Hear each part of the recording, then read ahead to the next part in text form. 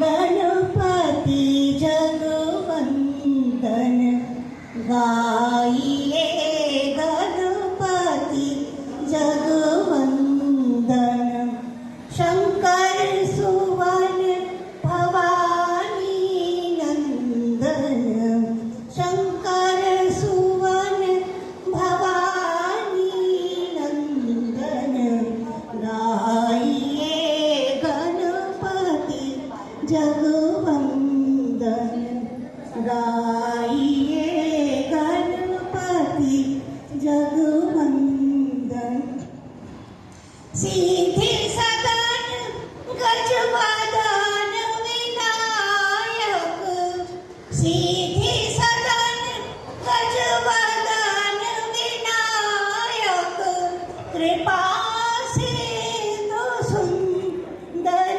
सबलायक कृपा सिंधु सुंदर सबलायक शंकर सुवन भवानी नंदन गाइए गणपति जगवंदन गाइए गणपति जगवंदन मोदक प्रिय मुद मंगल दाता मोदक प्रिय मुद मंगल दाता विद्यावारिधि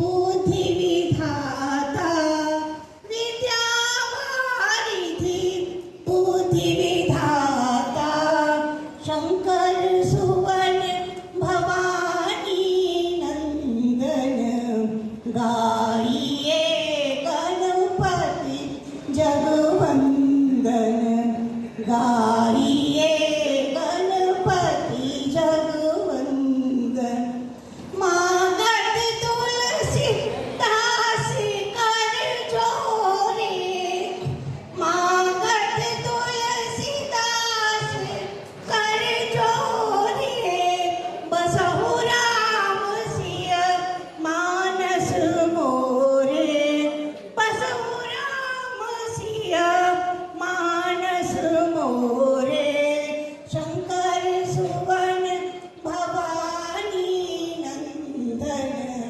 गाइए गणपति जगवंदन गाइए गणपति जगवंदन गाइए गणपति जगवंदन। एक बहुत ही प्यारा राम भजन प्रस्तुत करूंगी। आशा है आपके अंदर एक बहुत ही प्यारी ऊर्जा राम जी की आए इस गाने के थ्रू।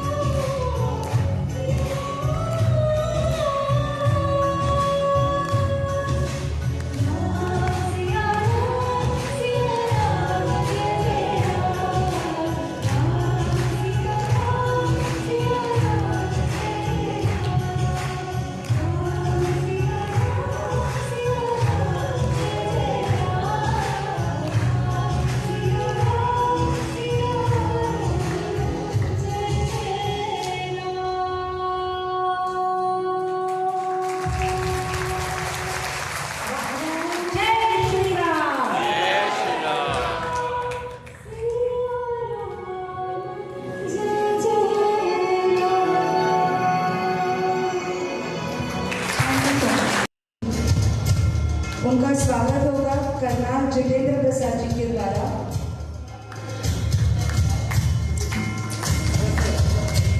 और उनका परिचय देंगे राजेंद्र मिश्रा जी।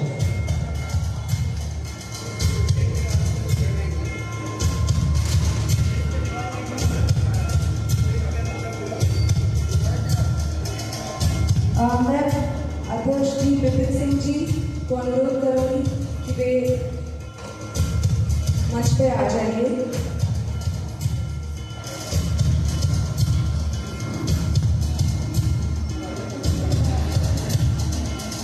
मैं राजेंद्र मिश्रा जी से अनुरोध करती हूँ कि वे हमारे जो अध्यक्ष हैं विपिन सिंह जी, उनका स्वागत कीजिए।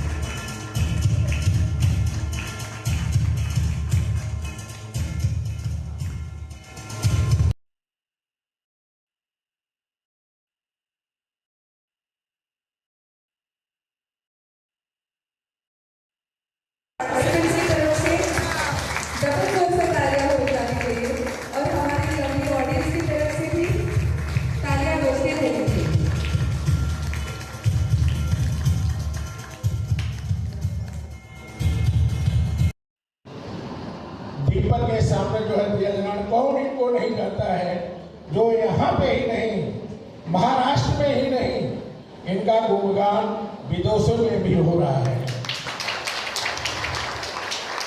अगर सही में हम कहें तो इन्होंने जो उद्योगपति होने के नाते उद्योगपति के साथ साथ जो इतना शिक्षा का विस्तार किए हैं वो सभी लोग जानते हैं। इनके द्वारा पढ़े हुए बच्चे सब हमारे आज देश विदेश में हैं। ऐसे हैं हमारे ठाकुर जितेंद्र सिंह। जब भी हम लोगों को समाज के लिए कोई भी आवश्यकता होती है इनके पास पहुंचिए। 3 दिन पहले कार्यक्रम दूसरी जगह रखे जाने वाला था, लेकिन वहाँ पे बहुत ज़्यादा हमको अव्यवस्था दिखाई दी। हमारे पवन सराफ जी हैं यहाँ पे बैठे हुए, 2-4 इष्ट मित्रों के साथ मैं बोला यहाँ प्रोग्राम करने में हमको बहुत असुविधा होगी। मैं तुरंत भाई साहब के पास गया। भाई साहब ने तुरंत अपना स्वीकृति प्रदान की कि आप यहाँ पे प्रोग्राम कर सकते हैं। तो मैं इनके बारे में और ज़्यादा नहीं बताना चाहता हूँ, सभी आप लोग सब जानते हैं, ठाकुर विलेज वाले सब जानते हैं। इन्होंने बहुत कुछ किया है, बताने की कोई बात नहीं, आप लोग सब जानते हो। मैं ये नहीं जानता हूँ कि चाहे कोई भी आदमी इनके पास पहुंचा हो जिसका इन्होंने सहयोग न किया हो, चाहे वो शिक्षा के जगत में हो, चाहे व्यापार के जगत में हो, चाहे सामाजिक क्षेत्र में हो। कहीं भी इनके पास अगर कोई भी दुख दर्द लेके गया हो तो जो है इन्होंने जरूर सॉल्व किया है। और हम लोग ऐसे नहीं कह सकते ये महान पुरुष, मैं तो भगवान की बात हर जगह देते हैं। साहब आप हमारे सर पे केवल हाथ रखिए, मैं पहाड़ भी खोद डालूंगा। और इतनी बात भी शक्ति रखता हूँ केवल आप लोगों के भरोसे। ये प्रोग्राम 3 दिन का है। पवन सराफ जी यहाँ पर बैठे हुए, रात दिन एक कर दिए। और दूसरे हमारे विपिन सिंह का भी, वो हमारे सामने मेरा बेटा है, लेकिन वो भी जो है समाज में बहुत चल होने के बाद मैंने सहयोग करता है। मैं अपनी तरफ से इनको भी बहुत बहुत बधाई देता हूँ और ईश्वर से प्रार्थना करता हूँ कि प्रभु इन लोगों को इतना शक्ति दें, ये आगे जाएंगे तो हम और आगे बढ़ते रहेंगे। इसी तरीके से आप जितने भी ये समाज है उनकी सेवा करने का आपको अवसर मिलेगा। धन्यवाद। समय नहीं लूंगा चूंकि समय का मर्यादा रखते हुए काम करना है।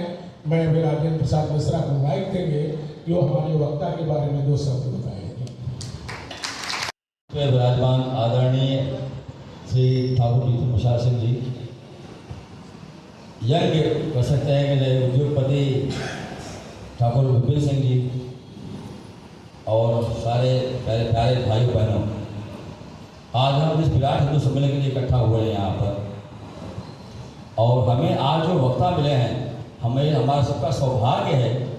श्री शशि भूषण शर्मा जी, आप बाल्यकाल से स्वयंसेवक हैं, आप कांदीवली लोकरवाला में रहते हैं और विभिन्न चैरिटेबल ट्रस्ट में डायरेक्टर के पोस्ट पर कार्यरत हैं, और इसके अलावा शाखा में, नगर में, भाग में बहुत सारे मतलब अलग जो है वो अपना निर्वहन किए हैं, पदों का दायित्व निभाया हुआ है।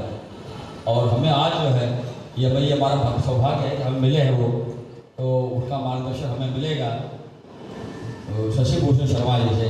मैं अनुरोध करूँगा कि 2 शब्द कहें वो।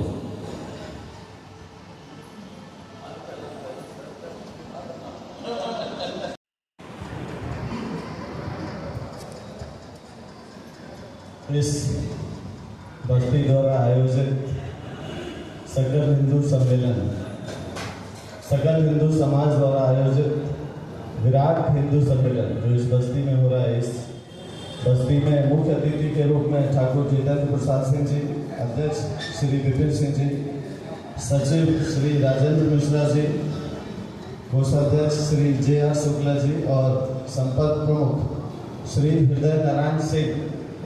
इसके अलावा आप जितने भी भाइयों और बहनें बैठे हुए हैं, सबको सादर प्रणाम करते हुए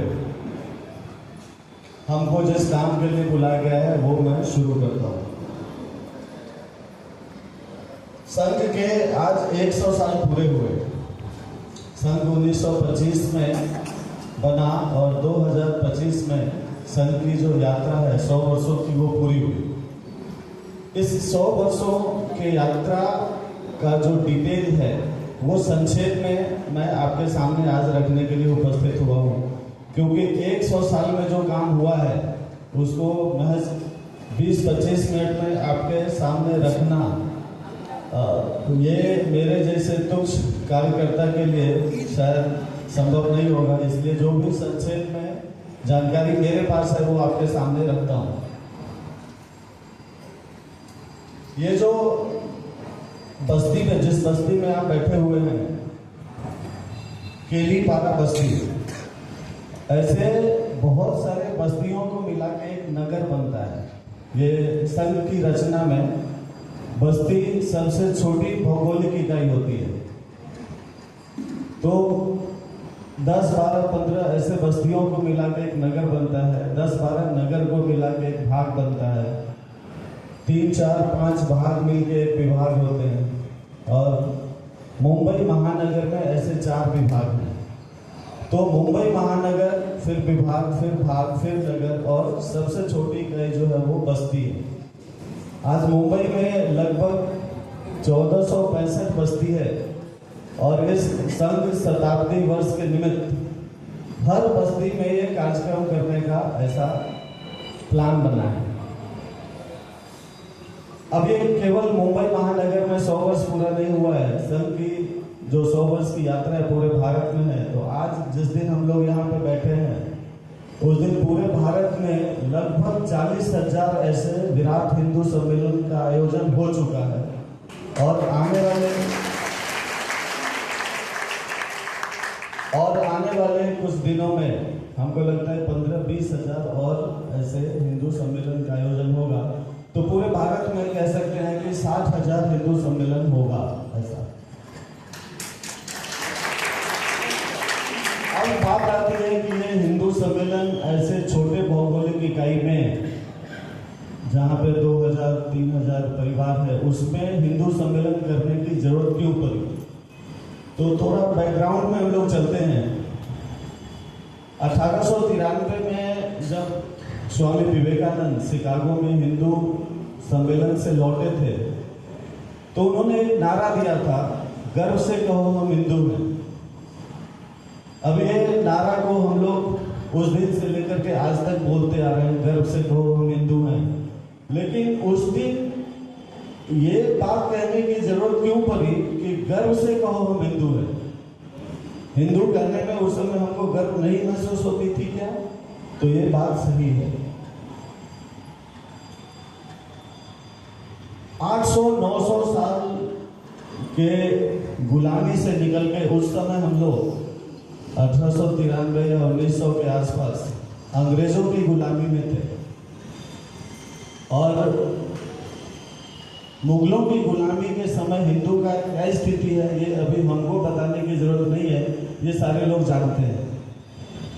उसको अंग्रेजों ने और फूट डालो और शासन करो की नीति से बहुत ही समाज को विदीर्ण कर दिया था। 1920-21 के आसपास इतने सांप्रदायिक दंगे हो रहे थे, हिंदू मुसलमान आपस में इतने लड़ रहे थे, एक दूसरे के जानी दुश्मन बने हुए थे। और उस समय डॉक्टर केशव बलिराम हेडगेवार जो उस समय कांग्रेस के सक्रिय सदस्य थे, तरुण अवस्था थी, एकदम क्रांतिकारी विचार था, कहीं कुछ धरना प्रदर्शन करना है तो सबसे आगे रहने वाले ऐसे व्यक्ति थे वो। 1920-22 के आसपास असहयोग आंदोलन और खिलाफत आंदोलन ये दोनों अचानक से विड्रॉ कर लिया गया था और उस समय आम जनमानस में गांधी जी को लेकर के और कांग्रेस को लेकर के बहुत रोष हुआ था। सब लोग उनके खिलाफ बोलने लगे थे कि ऐसा क्यों, ये आंदोलन को इस तरह से बीच में ही क्यों रोक दिए। जैसे अभी अभी जब पाकिस्तान पे हम लोग पिछले मई में जब आक्रमण हो रहा था और हम लोग जीतने वाले थे, जीत रहे थे, उस समय अचानक से रोक दिया तो हम सारे लोगों, सारे भारतवासी के मन में एक रोष था कि हम जीत रहे थे तो ये लड़ाई क्यों रोकी गई। उसी तरह से असहयोग आंदोलन और खिलाफत आंदोलन को जब रोका गया तो आम मनुष्य, आम मानव के जीवन में बहुत रोष लग रहा था कि ऐसा नहीं करना चाहिए था। फिलहाल वो आंदोलन रुका और उस समय बहुत बड़ा सांप्रदायिक दंगा दिल्ली में, कोलकाता में, रावलपिंडी जो अभी पाकिस्तान में उस समय हिंदुस्तान का पार्ट हुआ करता था, इसमें काफी दंगे हुए और उसमें हिंदू बहुत मारे गए। अब इस चीज को जब उन्होंने कांग्रेस में रखा तो कांग्रेस न ये समझने के लिए रेडी थी और न इसके लिए कुछ करने के लिए उत्सुक दिखाई दे रही थी। तो धीरे धीरे डॉक्टर हेडगेवार जी को लगा कि शायद कांग्रेस हिंदू की जो चिंताएं हैं न उसको समझती है न उसको दूर करने का कभी कोशिश करेगी। ये धीरे धीरे उनके मन में आने लगा था। उसी समय 1923 में वीर सावरकर जी ने एक पुस्तक लिखी थी, हिंदुत्व, हिंदू कौन है, ये एक पुस्तक आई थी और लोगों ने इसको हाथों हाथ लिया था कि उस समय जितने भी हिंदू थे वो किताब काफी चर्चित हुई। और जब इनको ये विश्वास हुआ कि ये कांग्रेस हिंदू की जो चिंताएं हैं उसको एड्रेस नहीं कर पा रही है तो उनके मन में एक हुआ कि नहीं, अब हिंदू के लिए एक अलग संगठन बनाया जाए। और फाइनली 1925 में विजयादशमी के दिन कुछ बच्चों और कुछ युवकों को लेकर के उन्होंने एक शाखा शुरू की। दैनंदिनी सुबह में शाखा लगती थी, सुबह में वो शाखा शुरू की जिसको बाद में हम लोग राष्ट्रीय स्वयंसेवक संघ के शाखा के नाम से जानते हैं। डॉक्टर हेडगेवार उसके पहले सरसंघचालक थे। 1925 से 1940 तक, अब उनके मरने के समय तक वो राष्ट्रीय स्वयंसेवक संघ के सरसंघचालक रहे और 1940 तक नागपुर से शुरू करके, महाराष्ट्र में नागपुर से शुरू करके धीरे धीरे पूरे भारत में उन्होंने राष्ट्रीय स्वयंसेवक संघ का विस्तार किया। फिर ये संघ बाद में उनके जाने के बाद भी अच्छे से चले, इसलिए उन्होंने कुछ शाखा की पद्धति बताई जहां पे आज भी लोग बोलते हैं कि व्यक्ति निर्माण का वो फैक्ट्री है जहां पे अगर आप अपने बच्चों को भेजते हैं तो कुछ दिन के बाद वो एक अच्छा स्वयंसेवक बनेगा, फिर एक अच्छा कार्यकर्ता बनेगा और फाइनली एक अच्छा देशभक्त नागरिक बन के निकलेगा। तो ये शाखा की पद्धति डॉक्टर हेडगेवार जी ने दी। फिर इस तरह के संस्था को चलाने के लिए पैसे की जरूरत पड़ती है तो उन्होंने एक और सजेशन दिया कि ये पैसे मांगने के लिए हम लोग कभी बाहर पब्लिक से ये पैसे नहीं मांगेंगे। तो उन्होंने गुरु पूजन की व्यवस्था की और आपको आज मालूम होगा कि हम लोग साल में एक बार गुरु पूर्णिमा के दिन जो समर्पण करते हैं उसी से हमारा पूरे साल का खर्चा चलता है। तो ये व्यवस्था डॉक्टर हेडगेवार जी ने दी। फिर ये संघ का विस्तार कैसे हो, तो प्रचारक और विस्तारक ये दो व्यवस्था उन्होंने करी थी। प्रचारक आप में से बहुत सारे लोग जानते होंगे कि अपना घर परिवार छोड़कर शादी नहीं करते हैं और अपना पूरा जीवन संघ के लिए देते हैं। तो ऐसे प्रचारक आज पूरे भारत में लगभग ऐसे 4000 प्रचारक हैं जो अपना घर परिवार छोड़ के पूरे देश की चिंता करते हैं और 365 दिन देश के लिए सोचते हैं, काम करते हैं और अलग अलग देश में भ्रमण करते हैं। तो इस तरह की कुछ व्यवस्थाएं उन्होंने खड़ी की। 1940 के आसपास उनको रियलाइज हुआ कि आधी जनसंख्या जो है वो मातृशक्ति की है। तो 1936 में उन्होंने जिस तरह से राष्ट्रीय स्वयंसेवक संघ है उस तरह से राष्ट्र सेविका समिति का निर्माण किया, जिस शाखा पे केवल महिलाएं जाती थी। तो इस तरह से पुरुषों की अलग शाखा और महिलाओं की अलग शाखा, ये ऐसा शुरू हुआ। बाद में 1940 में उनके देहावसान के बाद सदाशिव गोलवलकर जी, जिनको हम लोग गुरु जी के नाम से जानते हैं, उन्होंने कार्यभार संभाला और अगले 33 साल तक वो राष्ट्रीय स्वयंसेवक संघ के सरसंचालक रहे। और इस बीच में संघ का अनेक क्षेत्रों में, पूरे भारत के हर भौगोलिक क्षेत्र में संघ का बहुत ही व्यापक विस्तार हुआ। खाली भौगोलिक दृष्टि से नहीं, समाज के अलग अलग वर्ग में भी अपनी पहुंच बनाने के लिए उन्होंने कई अनुषंगी संस्थाओं का निर्माण किया। जैसे धार्मिक क्षेत्र में विश्व हिंदू परिषद और बजरंग दल, जो अभी आप जानते हैं, जो गौरक्षा और ये सब के लिए अभी एकदम अग्रणी भूमिका में है, तो इसकी भी स्थापना गुरुजी ने की थी। फिर भारतीय मजदूर संघ, मजदूर एक उस समय बहुत बड़ा यूनियन और ये सब की समस्याओं से उलझा हुआ था। उस समय भारतीय मजदूर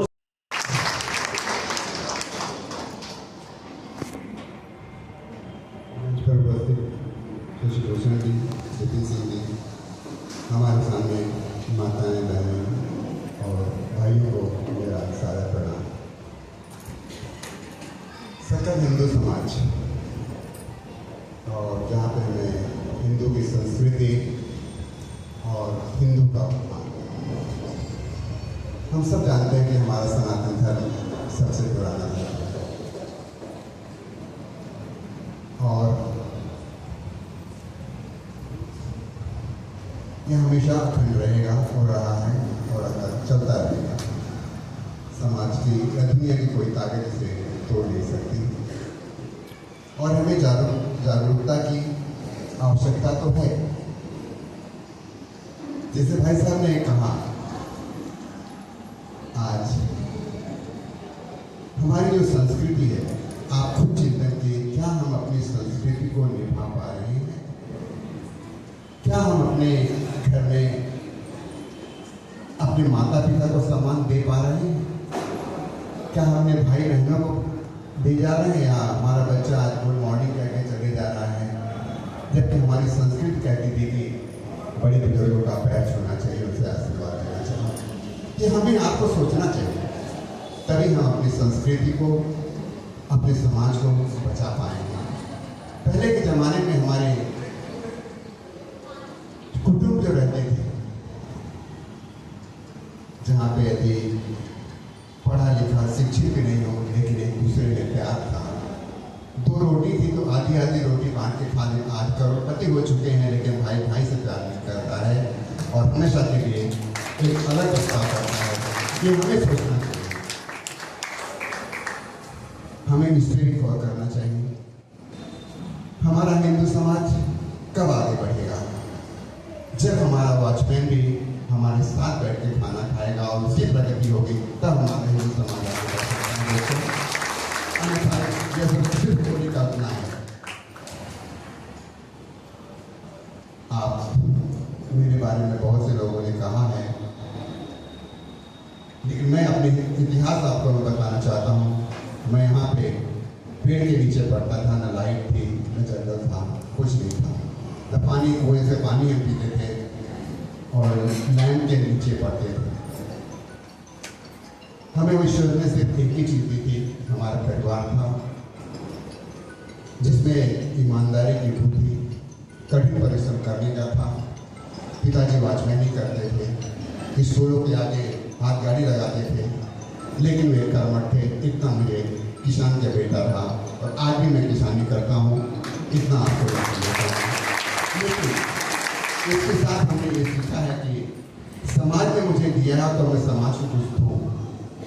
आज ईश्वर ने योग बनाया है, समाज को देना चाहता हूँ और दे रहा हूँ। बहुत सी बाधाएं आती हैं, हम अपने लोग ही, जैसे हिंदुओं में भी कुछ जयचंद तो होते ही हैं, वैसे हमारे समाज में भी कुछ जयचंद होते हैं, इनसे हमें सावधान होना होगा। मैं बहुत मुंह पर खुल के बातें करता हूँ और खुल के बातें करूँगा। किसी को अच्छा लगे तो सुने, या न लगे तो मैं माफी चाहूँगा उनसे लिए, क्योंकि यदि हमारा कोई हिंदू भाई, सर बुरा मत मानिएगा, हमारी सब सरकारें हैं, लेकिन यदि गरीब किसी नल के पानी, जबकि मोदी जी का है कि हर घर में जल हो, यदि हमारा आदमी कई कॉर्पोरेशन से जल लेने के लिए, नल की व्यवस्था करने के लिए उससे पैसे लिए जाते हैं, यह कौन सा समाज है? किस समाज की बातें हम कर जा रहे हैं? हमने हर, चाहे हमारा नगर सेवक हमारा है, एमएलए हमारा है, एमपी हमारा है, लेकिन हमें घूस दिया जाता है। यह कहाँ हमारा समाज का न्याय हो सकता है? आप इसे सोचिए और विचार कीजिए कि हम कहाँ पे पड़े हुए, चाहे हर जगह पे हो। तो दोस्तों, कुछ बुराइयां तो हैं, लेकिन इन बुराइयों से ऊपर उठ के हमें संगठित होना है। हमारे बच्चों को संस्कार दें, उन्हें शिक्षित बनाएं, हमारे पुरानी संस्कृति के संस्कार दें। सब कुछ चीजें होती हैं, लेकिन हम कभी अपने बच्चे को रामायण नहीं सुना पाए। ये रामायण एक ऐसी चीज है जो कि हर जीवन का एक सार है, और यदि आप उसे ग्रहण करेंगे तो आपका हर दिन व्यक्तिगत एक जो राम राज की कल्पना है वो साकार हो सकती है। ये एक हमारे जीवन की संस्कृति है। भाई में प्यार, एक देवरानी जेठानी का प्यार, माँ का प्यार, पिता का प्यार, एक दूसरे के समाज के प्रति त्याग। जिस राम ने पिता के कहने पे सीता जैसी माँ को भी त्याग दिया था, उनकी भी परीक्षा ली गई थी, जो कि जायज नहीं थी, लेकिन उन्होंने एज राजा का धर्म निभाया। क्या हम उस ग्रंथ को अपने जीवन में उतारें? यही हमारा संस्कृति और हमारे हिंदू समाज का, सनातन का उत्थान करेगा। बाकी सब चीजें तो लेके हैं, और आज हम देखते हैं कि कुछ चीजें हमें दूसरों के धर्मों से सीखनी चाहिए। कोई धर्म बुरा नहीं होता है, चाहे वो सिख हो, चाहे ईसाई हो, चाहे जैन हो, चाहे मुस्लिम हो। जानते हैं दोस्तों, कई बुराइयां तो होती हैं, लेकिन कुछ अच्छी चीजें भी उन समाजों में होती हैं। जैन सबसे कम कम्युनिटी के लोग होते हैं, लेकिन आज बिजनेस में और यूनिटी में अपने धर्म के प्रति वे इतने आगे कि सरकार को भी झुकना पड़ता है। और हमारा हिंदू समाज पूरे हिंदुस्तान में सबसे ज्यादा संख्या हुए, हमें अपनी चीजों के लिए मांगना पड़ता है। आज हमारे हिंदू धर्म के जो मंदिरें हैं सब सरकार के अंदर चले जा रहे हैं। क्यों नहीं मस्जिदें सरकार के अंदर चली जा रही है? भी एक और करने की बात है। जब ये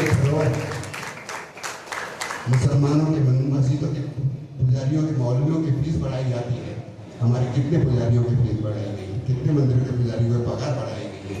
सर, ये भी हमें एक खलता है।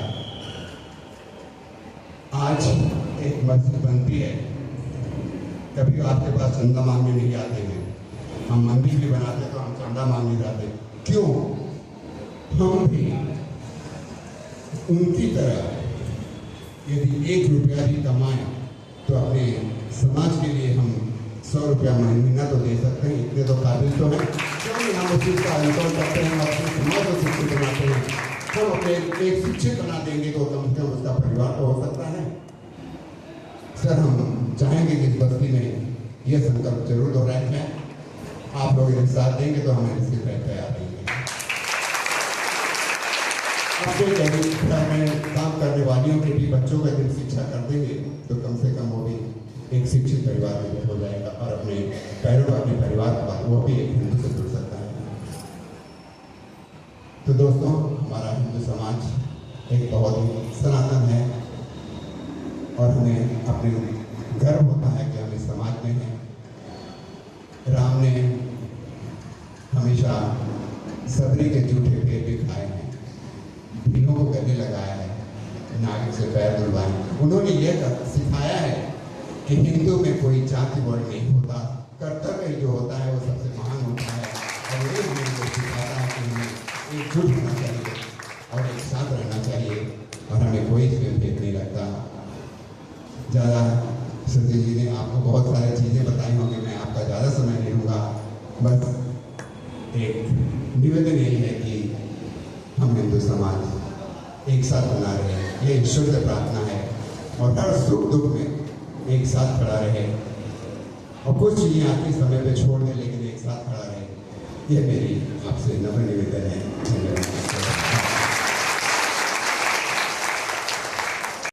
हमारे संरक्षक आदरणीय जितेंद्र सिंह जी, शशि भूषण जी, RSS शशि भूषण जी और हमारे अंकल मिश्रा जी और सामने बैठे हुए सभी माताएं बहनें, चाचा चाची, काका काकी, सभी को मेरा प्रणाम।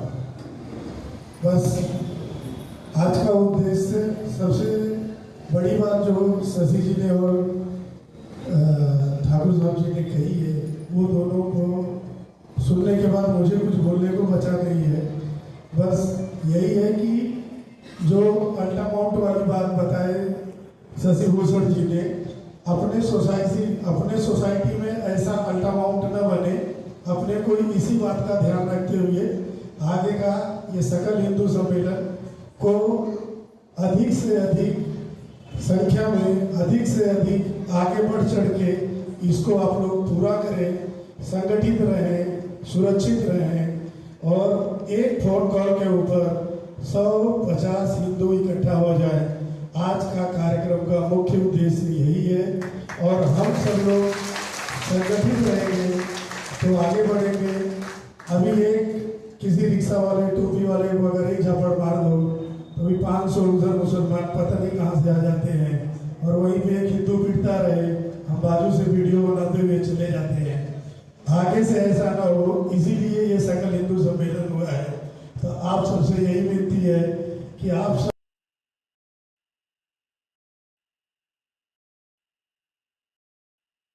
ये एक बहुत इम्पोर्टेंट पार्ट है सनातन धर्म का और मुझे लगता है ये हमें आगे की पीढ़ी तक ले जाना चाहिए। और हमारे छोटे कृष्ण भगवान तैयार हो चुके हैं, तो मैं नैना जी को एक छोटा सा भेंट दूंगी, छोटी सी भेंट दूंगी और हम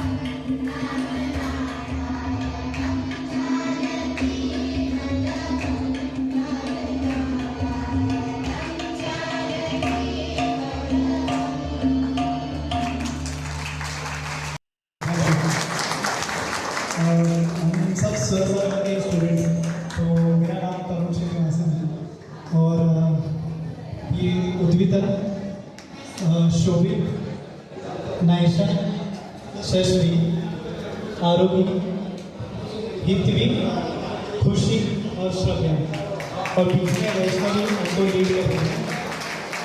और हमारे तबला प्लेयर्स हैं, तबला पे रोशन है, और पीछे जंबे पे अभिषेक गांधी, कीबोर्ड पर हमारे साथ में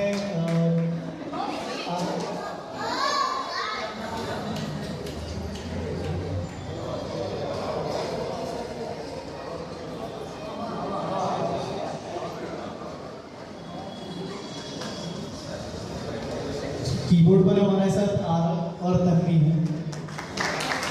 थैंक यू सो मच। ये हमारी तरफ से एक छोटी सी कोशिश थी। सो पहली बात तो बहुत बहुत धन्यवाद कि ये अपॉर्चुनिटी हमें मिली इसके लिए। Thank you so much. सबको अपना टैलेंट दिखाने का मौका मिला। थैंक यू बहुत बहुत धन्यवाद।